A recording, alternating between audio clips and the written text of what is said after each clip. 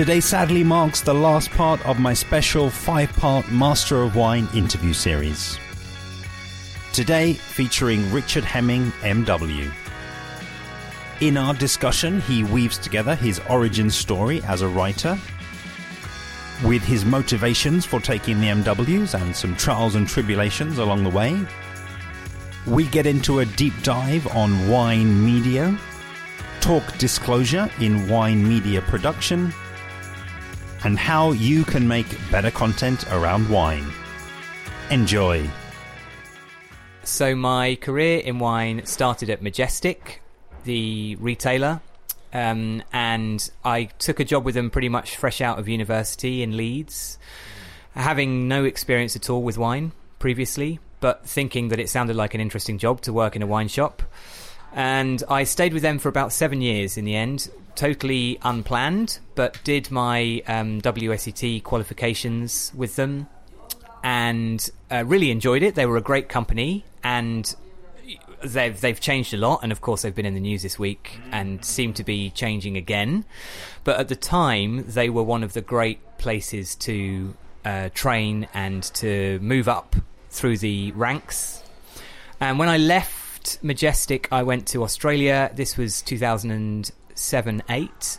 I did a vintage in McLaren Vale, and while I was there, I started writing a diary of my experiences, which I sent out of the blue to Jancis Robinson, who agreed to publish them. And I had written kind of for my own amusement previously, and I studied English, so I've kind of got that background of writing, and I thought it would be fantastic if I could somehow make this into part of my career. So having submitted these pieces and then having her publish them led to a kind of progression that resulted in me coming back to England later that year, meeting up with Jancis and her offering me the opportunity to cover tastings. And so that was 11 years ago. I've been working for her ever since.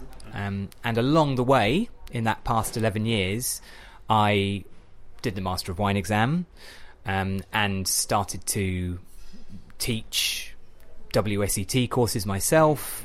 I produce a podcast, as we've just been discussing.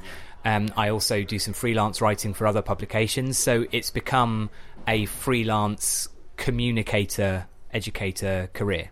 So in 2008, after I'd got back from Australia, I started to meet people who were writing about wine, one of whom was Rebecca Gibb, who at the time had just started the Master of Wine programme.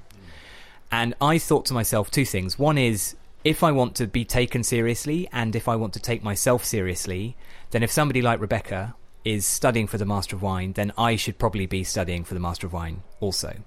And the second reason was that I had just finished writing a vineyard diary about working for Gusbourne Estate in Kent. So previously to that, I'd done a diary of my vintage experience in Australia. Then I'd come back, done a diary of my experience working in Gusbourne in the vineyard. And I needed something new to write about. And I thought, the diary of an MW student would be great. And I didn't really think too hard about what a commitment that would be. I certainly didn't expect to still be writing it 5 years later. But those were the two main reasons I went for it. And I think in retrospect, they're not great reasons. When people ask me now, should I study for the MW, I tell them that you need to be 100% committed and you really want to want to do it personally. And I was kind of going into it slightly naively, actually. Back then, it was relatively easier to get onto the program. Now they make it much harder, and they make you much more aware of what the process is, which is really important. Back then, you did have to write a kind of entrance essay, but the criteria for getting on the program were a bit more easy, I think. So I got on the program with the ambition of writing this diary for Jancis, for the website. And then also because I wanted to be an MW to be taken seriously from a professional point of view. And then for the next, 3 or 4 years, my motivation changed because I started to love the studying. I mean, it's incredibly hard. It's painful. It's all-consuming. It's expensive. I mean, luckily at the time, I was married but didn't have kids. I was freelance, so I was able to give myself the time to study. So I was able to commit myself to it, and by the end of it, my motivation was very much like, I want to do this because I'm loving it. I really respect the position of the MW now that I know how difficult it is. I took the exam twice. The first time I passed the theory element, but I failed the tasting element. The second time I passed the tasting element. But then it took me 3 years to pass the dissertation, as it was called back then. And that was partly because I wasn't doing the right work, and it was partly because the MW was going through a transitional period at the time, and I slightly got caught up in some kind of bureaucratic changes which made things slower for me. And so in the end it was 2015 before I finally passed. I mean, I don't know if this is a fact or if it's not been looked at, but it just, to me, I'm very much drawn to the idea of a writer, a freelance writer choosing to go and do the MW. Is that something that is quite common? Is that something that's quite rare? It just instinctively feels to me quite rare, but your thoughts? I think, well, certainly if you look at, most writers in the wine world, they are not MWs, and some of the most successful communicators are not MWs. So Oz Clarke, Ollie Smith, they are at the top of their game, they're brilliant at what they do, and they are not masters of wine. However, the people I was working with, which was Jancis Robinson and Julia Harding as well, who's a master of wine that's worked with Jancis for many years, and I could see how meticulous their standards were, and also that they had this depth of knowledge that just was way beyond what I knew at the time. And so that was my motivation as well, to reach a standard that I saw my bosses basically having. So that was my reason. But no, I mean, you don't need it. You certainly don't need it. I think for the right kind of person, if you've got the ambition and if you want to operate in that kind of world, then for me it's been nothing but an advantage. So it's not necessary, but I think it is, from my point of view, from my personal experience, it's a really important part of my work. I think the only additional thing I would say about what's changed since I did it, because now I'm involved with the education process, and one of the really nice things I find about being a Master of Wine is that you get to help the institute. You get to mentor MW students who are coming up through the program, and you also get to influence how the education program works, how the seminars work, the kind of content, and that sort of opportunity is brilliant. I find it really just rewarding of its own sake, and it's got much better. I mentioned earlier that the bureaucratic changes were happening when I was going through it. Now I think there is so much more transparency between the institute and the students. Before, it was really opaque. You couldn't be sure if you were doing the right thing. There was a lot of guesswork involved, and it was unnecessarily shady.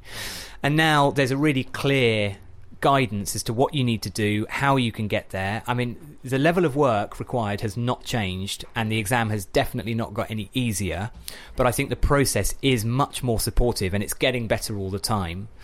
So I think that's something that's really improved, and that I'm really pleased to have been a part of and continue to be a part of. So yeah, I feel like you brought us up to date, in a lot of senses, on the Master of Wine qualification and what it was like for you to do it, and in a sense what it might be like to do it again for somebody out there listening. Bring us up to date on the professional side of things. How has being a Master of Wine changed things for you? As a freelancer, becoming a Master of Wine changed several things immediately. And in a practical point of view, I was able to increase my fees. And I could do it straight away because having those letters after your name gives a value to the people you're writing for or teaching for. And it reflects the amount of investment that you get. And it's kind of ironic that, you know, the day before I passed the exam, I was just as knowledgeable as the day after. But when you finally get those letters, you really start to reap the benefits. So I was able to increase my fees, not massively, but just by enough to kind of feel like it was a vindication of all of that work. And then I know for sure that several opportunities came my way specifically because employers wanted a Master of Wine. One of the things that I'd always wanted to do was be an international judge at an Australian wine judging competition. And the same year that I passed, I got invited to the Canberra show. And I know for sure that having the MW after my name was one of the reasons. I've spoken to various PRs who've told me that very often their clients will say, you know, we don't really care who it is, so long as they're an MW. Now, in a way, that's a kind of an insult. But it just goes to show that, you know, the MW community has got intrinsic value. So it's changed my work in that way. You know, it has led to a better income. It's led to more offers, more opportunities.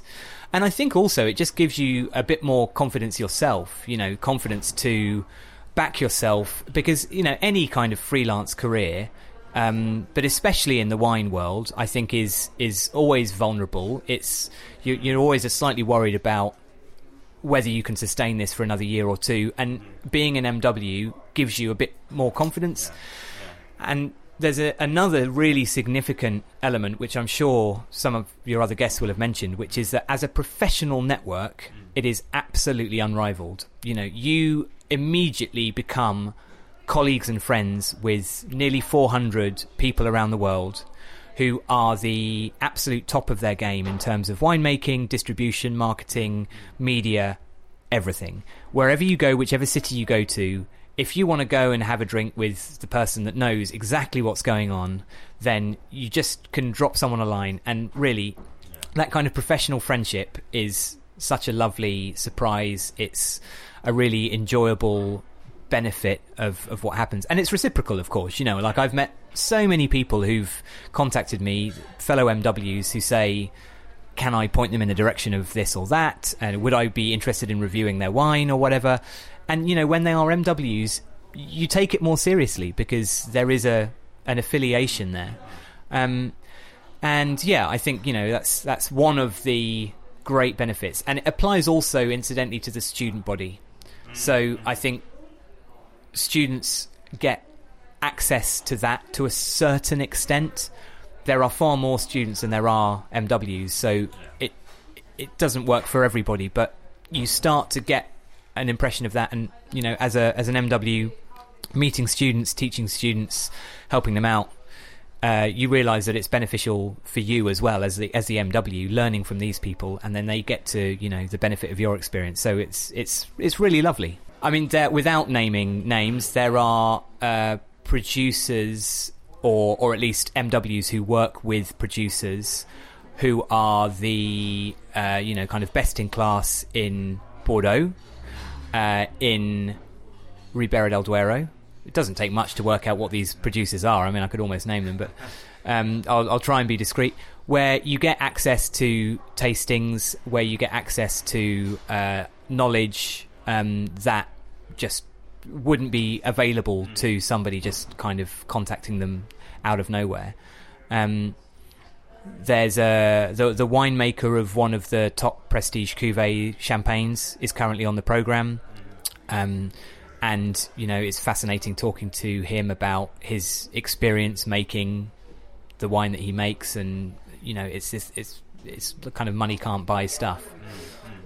And in fact, that's had an unusual side effect, or in the past it had an unusual side effect, because it became so well known that the MW student community was full of really top-end people. you would get what was kind of casually referred to as the MW tourist, which is the student who joins the program purely to get access to places and has absolutely no intention of passing. And one of the reasons why they improved the communication about how to get onto the program was to prevent people who wanted to exploit that goodwill, and I think they have done. Yeah. Thanks for bringing us up to date and letting us know your thoughts on how the MW program has changed, and I truly believe that will help a lot of people out there who are listening. And then I think going forward, I just invite you to talk a bit about wine media. How has that changed for you over time, and where do you kind of see it going?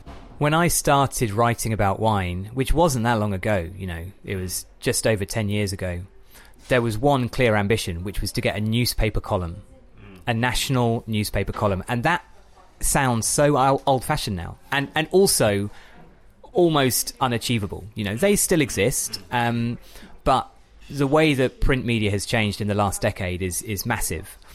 And so what's happened and what's taken its place is a number of things which are, equally exciting, but they come with some quite serious caveats. And it's the same thing that applies to everything online, which is the barriers to entry are really low.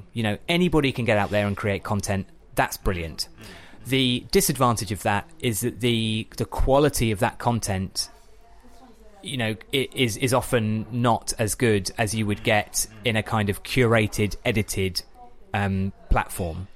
So, and I've been very fortunate because writing for jancisrobinson.com, my work's been, edited, and I've had to achieve the standards that they set for that site, which is really high. I produce a podcast myself, and, while the quality of that content is really down to myself and Ollie, the presenter, we were quite clear that we wanted to make it sound as professional as possible. We pay an engineer to master it for us, so that it can sound as broadcast quality as possible. And the same thing applies to video. There's loads of wine video out there, but so much of it is amateur, and I mean that as a compliment. It's done by enthusiasts who want to express their passion about something, but it really often doesn't provide the viewer or the listener with a professional level of communication, and that is still something that established media networks can do, and that's where they have the advantage. And I think that will always exist. There'll be people who cross over, who manage to kind of do something on their own terms and become a massive vlogger or podcaster or whatever. But I think the trap that's very easy to fall into is creating loads of content which isn't really serving a purpose, which isn't marketed well enough, which isn't reaching the right audience, and that's a challenge for everyone, myself included. I obviously see lots of content there, and I think what you're really describing is just the internet and just totally opening up the barriers, and even the technology that we're using now to record this. It's not expensive.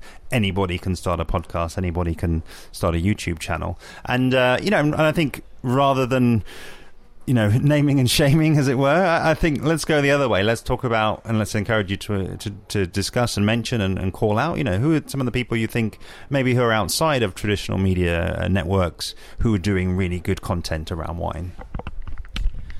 So one of the most visible people that I've been aware of recently is called the Geordie Wine Guide.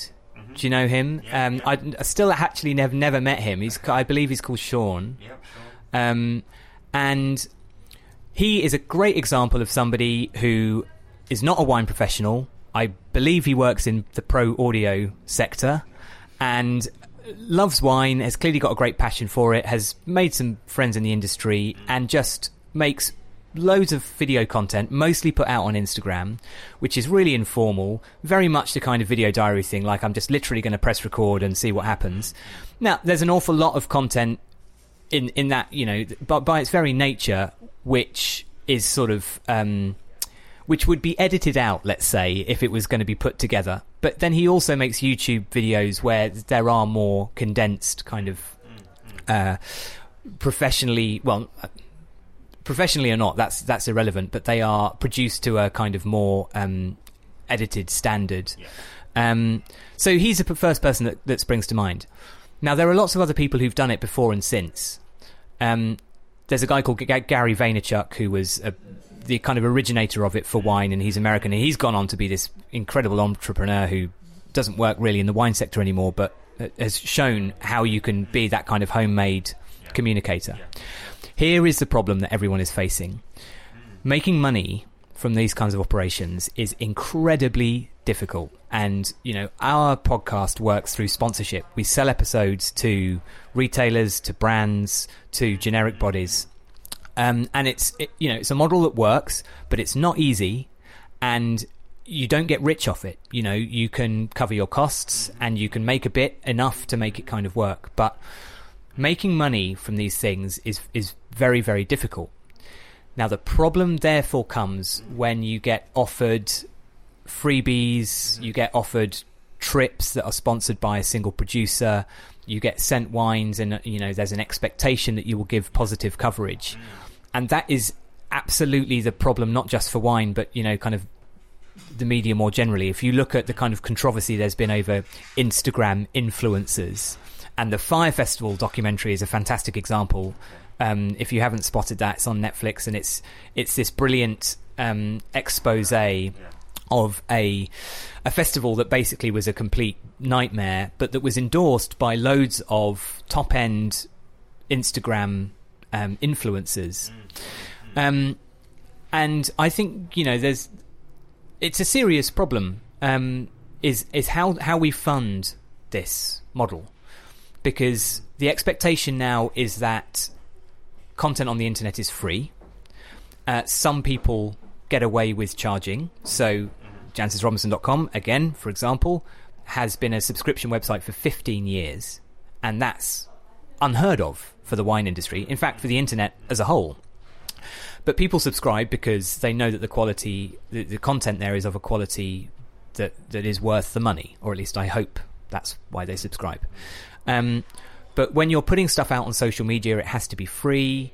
You know, people can do stuff like Patreon and so on, but I really don't think that that's going to make much money. You know, people have these kind of ideas of selling merchandise or doing live events and spin-offs. That only works for a tiny proportion of the most successful projects.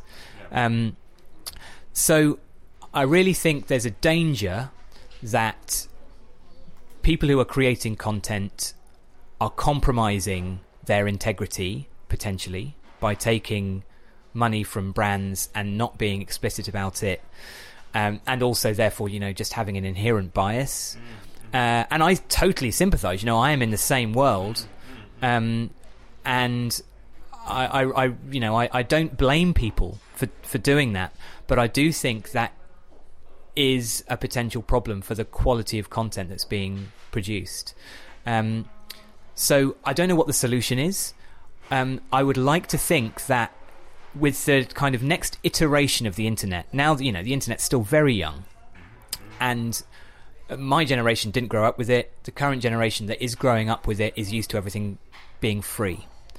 I think potentially a future generation will be more used to a subscription-based model, and things like Netflix and Spotify are proving how that can work. You know, people are prepared to pay. I realise that's, you know, not really the internet as such, but it does show that people are prepared to pay for content. And I think they have to, because in order to keep editorial integrity and to fund people, just so that, you know, that they are able to have careers in these sectors, means that, you know, the willingness of us all to subscribe to things, it has to be improved.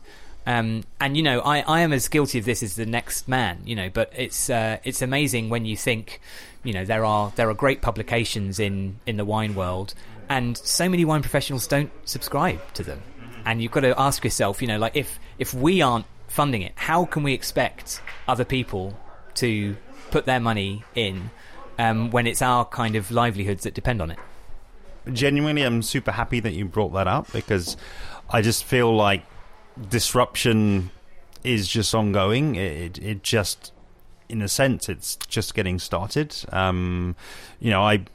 I'm in agreement with you, but I do believe that the Spotify and Netflix, they are the internet, because they are different interfaces, but they are inherently sitting on top of the architecture, be that 4G or be that Wi-Fi or be that broadband and cable or whatever. And, they're absolutely, perhaps a sign of things to come. I think it's an interesting point you make that the pendulum may well go back the other way, and people and now getting more comfortable with the subscription.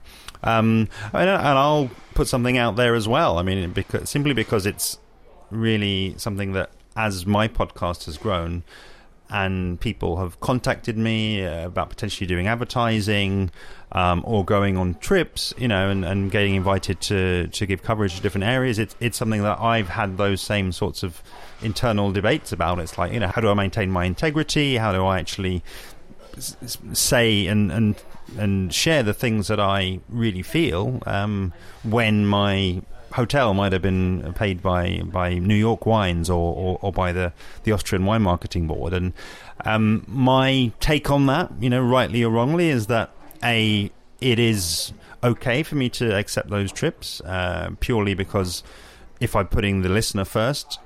If we look back at the New York series that I did last year, there's no way in the world that I could have afforded to have gone there for a week, and there's no way I would have had access to such fantastic guests that I met in both in Manhattan, in Long Island, and in the Finger Lakes. So, in a sense, that trip and that support has actually benefited everybody involved. It's not just myself, but then also on the question of bias, and actually, giving more favourable coverage. My take on that, rightly or wrongly, is to actually let people speak. If there's a New York producer who thinks their Riesling is incredible and wants to share the passion for that, then I'm of a belief, who am I to stop them saying that? I don't feel like I'm endorsing them by having them on the channel, and somebody might then taste that Riesling and think, wow, it's absolutely fantastic, they were spot on, or they might taste it and think the opposite, like that's awful, but I don't feel like sharing that view is endorsement. I just think it's giving people the platform, and at the end of the day, there's still our own taste buds and our own decisions to make about whether or not we agree with those points of views, because they're out there, and I think the internet means there's more of those out there as well. Yeah. And actually, I think there's an additional point to make, which is that to clarify, I don't think there's any problem taking funding for trips and that kind of thing, especially when it's from generic bodies. Like I do that. I go on trips funded by generic bodies. I think really it all comes down to disclosure.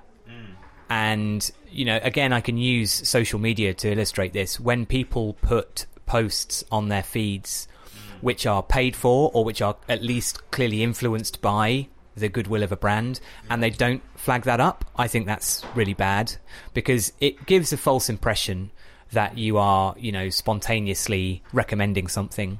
Whereas I think, if for example, you're doing a podcast or a YouTube video or even just a blog post, if the content has been paid, or if something has facilitated that content, whether it's just being given a sample, you only just have to say like, this was made possible by the support of, or whatever, and like the way we do it is explicit, because we say this episode is sponsored by whatever, and that's how it works. But that's what our sponsors want. They specifically want to hear a sponsor message, and so it's easy to handle from that point of view. But when the line gets blurred and you're kind of crossing into this advertorial content without being really clear about it, then that's dangerous. And I'm talking as if from some kind of high moral ground, like and it's easy for me to say because I'm very fortunate and I'm able to make a living, and I've been doing it for a while. And And like I said earlier, I totally sympathise. I totally understand when people are, starting out or whatever stage, and they're looking to get into the industry, just get a foot on the ladder. It's not well paid. The wine media world is one of those classic examples of supply and demand. There are loads of people who want to do it. So you can, if you are a producer or if you are a sponsor, there are so many people who do stuff for you for free. So it's a difficult situation to be in. I think where I'd like to sort of steer you now is really just picking up on that last point around the fact that it is more difficult, lowering the barriers to entry. Everybody can get in. That's certainly true. I'm just wondering, what sort of advice, therefore, would you offer to anybody who is either just starting or thinks they might like to start producing content around wine? So there are a couple of things that I wish I had known when I started. And the first is that experience counts for a lot in the wine world specifically. I thought when I started, that the fact that I was kind of new and relatively young for the wine trade gave me this great advantage that and everybody should be, knocking at my door because I'm kind of new and young. And actually, because the wine world relies so much on experience, on tasting experience, to build up that expertise, right? And you can only taste one vintage a year, one new vintage a year. It just takes a long time before you can have the kind of authority. So be prepared to play the long game. Don't expect to have success overnight, and be prepared to be ignored in favour of those people who have got more experience. I'm afraid to say, because I would have loved to have had opportunities back then when I thought I was ready. And then, like I said to you, when I passed the MW, 10 years after I started as a freelancer, or 7 years after I started as a freelancer, suddenly things were coming my way because I had put all that time in, all that effort in. So it's unfortunately just a reality that the wine media world requires longevity. And with longevity, you make your own luck. It's like one of those old cliches that the more you try, the luckier you get. But it's absolutely true. If you can last, if you can persist, you have to be able to produce good enough content. But let's assume that, that's a given. That the missing factor is very often just how long you are able to keep at it. And the longer you can keep at it, the more opportunities will come your way. So I'd say that's really important. I think the other things that people say, which is, you've got to have a genuine passion for it, and you need to be. I think humility is a good thing. That's something that Jamie Good often says. That humility in the face of wine is a really valuable characteristic to have, because it can be a very pretentious world, and if you come in with the attitude that you only want to get to the best and you're only interested in DRC or Cristal or whatever, then yes, it might appear that you're kind of associating with the big guys and the people who've got lots of money, but actually that's not really what's most interesting about wine. What's interesting about wine is the kind of fine print, the nuances, all the stuff in between. So having a kind of genuinely open mind and willingness to learn and to kind of admit that that however much you know and however much you learn, there's always going to be someone that knows more than you. There's always going to be something to discover. This is another advantage of the Master of Wine program. It really categorically teaches you how little you know, and you have to learn an awful lot to pass that exam. So here is something that is relevant to both of those points. I remember passing the MW and becoming so confident in telling people I had no idea what the answer was. Once you've passed that exam and you know that you can, you've got the knowledge and whatever, you've passed the exam, you've proved it to yourself and to whoever else. But what you find in the wine trade a lot is that people want to look as if they know the answer. So, you get asked what it could be quite an inauspicious question about the vintage of such and such. And everyone's got an opinion because it's so often opinion-based. It's a very subjective topic. And I have absolutely no problem saying, I don't know. I have no idea. I don't know what a good vintage was in Burgundy. No, I don't know how the 78s are drinking now. I have no idea. I don't know. I might have known once for the exam, but look, I just don't know. And really, it's not important to know the most. It's not important to have the right answer and to look like the smartest guy in the room. It's actually more important to look like the guy who wants to learn and who actually goes, no, I don't know that. And is able to kind of admit that they don't have the answers. And, I lead masterclasses now. I did one this week. It was on terroir. Very broad subject, obviously. And the first thing I said was, look, I really don't know much about soil, but what we've got here is a load of wines from different soils. So let's see if we can figure out what the differences are. And I want to hear what you think. And here's one from this type of soil. Here's one from another. And are there any differences? I don't know. Like, rather than that very prescriptive, like, here's what I know, I'm going to tell you, and, you all have to think I'm right or whatever. I think there's too much of that in the wine world. So for people starting out, and for anyone thinking about doing the Master of Wine, that is something to bear in mind. Knowing the limits of your knowledge and being open to the fact that there will always be something else to learn is a really important and, for me, enjoyable part of the profession. Really, the last question is often a future-oriented one and looking forward, but I like how the conversation has gone in terms of talking about the internet and other models that are out there. And rightly or wrongly, one of the things that I'm seeing out there, even in something like the world of cinema, are these things where you have these hyper interactive experience. Your secret cinema you've probably come across, and I just wonder, looking forward, what do you see happening? What do you see potentially changing, or even just sort of be speculative? What's going to change in terms of events for wine? Wine tastings and experiences going forward.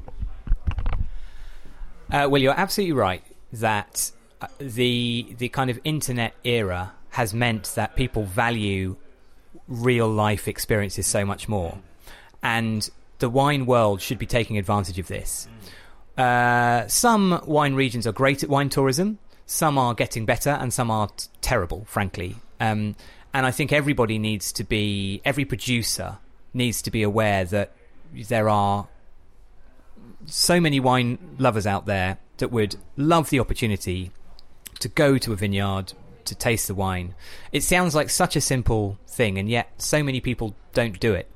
I wrote something recently about how the English wine tourism world is changing, and that's something that I'm sure we'll see much, much more of, because obviously being close to London, the opportunities for tourism are huge. So I think we'll see more events based around wine production.